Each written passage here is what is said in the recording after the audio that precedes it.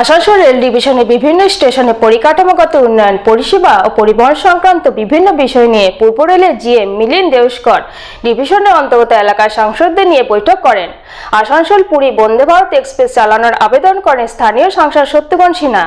অন্যদিকে বর্ধমান দুর্গাপুর লোকসভার সাংসদ কৃতি আজাদ বর্ধমান স্টেশনে একটি বন্দে ভারত ট্রেনের স্টপেজ দেওয়ার দাবি রাখেন।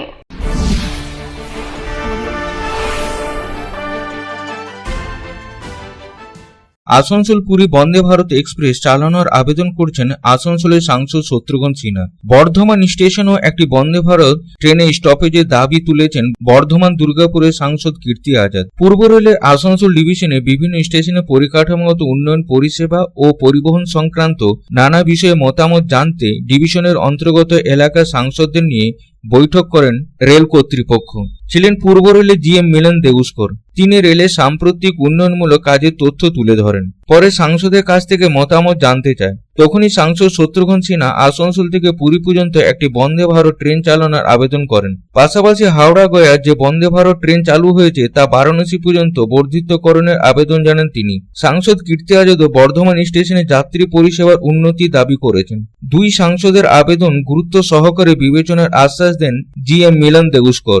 এদিন বৈঠকে উপস্থিত সাংসদেরা প্রত্যেকে নিজের নিজের এলাকায় রেলের উন্নয়ন সংক্রান্ত দাবি জানান।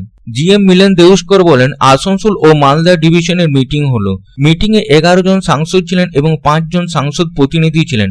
সাংসদ এবং সাংসদ প্রতিনিধিদের দাবি ধ্যানপূর্বক শোনা হয়েছে এবং যথাসম্ভব পূরণ করার চেষ্টা করা হবে, তারও আশ্বাস দেওয়া হয়েছে। কিছু নতুন ট্রেনের দাবির সাথে সাথে কিছু গুরুত্বপূর্ণ ট্রেনের বিভিন্ন স্টেশনে স্টপেজের দাবি জানানো হয়েছে।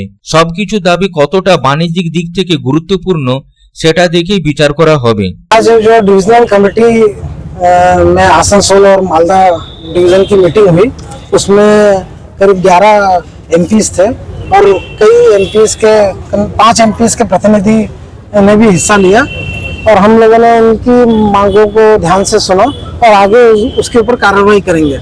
और मांगे मुख्यतः स्टेशन में कुछ अम्यूनिटीज़ के बारे में थी और ट्रेनें मांगी गई और कई स्टेशनों पर ठहराव की भी मांग की गई।